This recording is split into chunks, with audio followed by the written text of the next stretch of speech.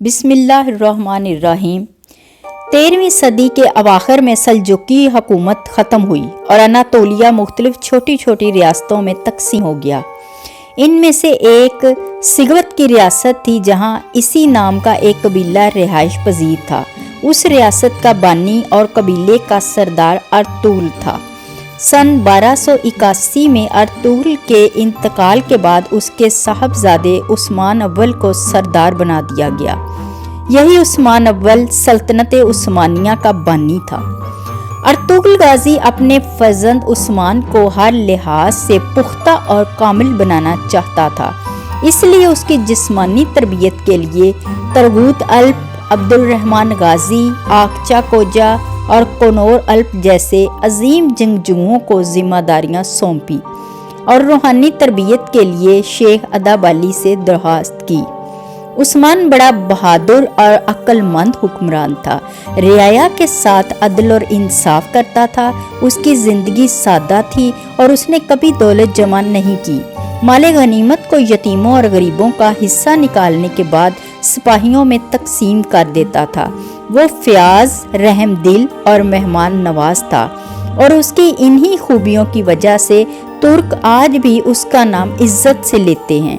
उसके बाद ये रिवाज हो गया कि जब कोई बादशाह तख्त पर बैठता तो उस्मान की तलवार उसकी कमर से बांधी जाती और दुआ की जाती थी कि खुदा उसमें भी उस्मान जैसी खूबियां पैदा करे। मौर्रख लेस्ली पी पेरिस अपनी किताब में लिखा है कि सल्तनत उस्मानिया के आगाज़ के बारे में सबसे ज़्यादा सुनी जाने वाली रवायत के मुताबिक उस्मान ने अपनी इब्तदाई कामयाबियों के बाद एक ख्वाब देखा था कि एक दरवेश शेख अदाबाली के सीने से चांद नमूदार होता है और उसके अपने सीने में दाखिल हो जाता है। उसके साथ ही उसके पेट से एक बहुत बड़ा दरख्त निकलता है जिसका साया पूरी दुनिया पर छा जाता है। उस दरख्त की शाखों के नीचे चश्मे बहते हैं जिनसे लोग पानी पीते हैं और खेत सैराब होते हैं।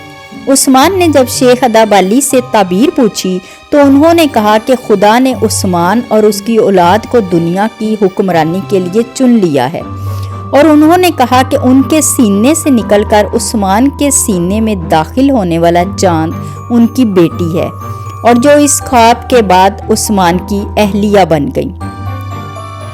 फंकल लिखती हैं कि इब्तदाई उस्मानी सुल्तानों को अपने आगाज़ की तारीख मालूम करने से ज़्यादा दिलचस्पी दूसरों पर हुकूमत के अपने हक को साबित करने में थी।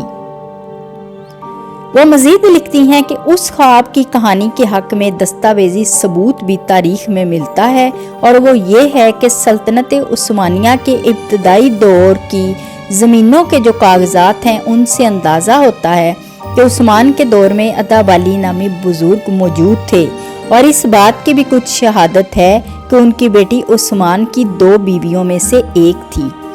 उस्मान के वालिद अर्तुगरुल की वफ़ात के बाद सलाजका रूम के दारुल हुकूमत कोनिया पर मंगोलों के कब्ज़े और सल्जुकी सल्तनत के ख़ात्मे के बाद उस्मान की जागीर खुद मुख्तार हो गई, जो बाद में सल्तनत उस्मानिया कहलाई। उस्मान की जागीर की सरहद कुस्तुनतुनिया की बाज़ंतीनी सल्तनत से मिली हुई थी। ये वही बाज़ंतीनी हुकूमत थी जो अरबों के ज़माने में रूमी सल्तनत के नाम से मशहूर थी। जैसे अलप अरसलान और मलक शाह के ज़माने में सल्जुकियों ने बाजिगज़ार बना लिया था और अब यह बाज़ंतीनी सल्तनत बहुत कमज़ोर और छोटी हो गई थी, लेकिन फिर भी उस्मान की जागीर के मुकाबले में बहुत बड़ी और ताकतवर थी। बाज़ंतीनी किलादार उस्मान की जागीर पर हमले करते रहते थे, जिसकी वजह से उस्मान और बाज़ंतीनी हुकूमत में लड़ाई शुरू हो गई। उस्मान ने उन लड़ाइयों में बड़ी बहादुरी और काबिलियत का सबूत दिया और बहुत से इलाके फतह कर लिए, जिनमें बरोसा का मशहूर शहर भी शामिल था। बरोसा की फतह के बाद उस्मान का इंतकाल हो गया। उस्मान के बाद उसकी औलाद में बड़े बड़े बादशाह हुए जिन्होंने उसके ख्वाब को सच्चा कर दिखाया। तारीख़ इस्लाम में किसी ख़ानदान की हुकूमत इतने अरसे नहीं रही जितने अरसे तक आले उस्मान की हुकूमत रही और ना किसी ख़ानदान में आले उस्मान के बराबर काबिल हुक्मरान पैदा हुए।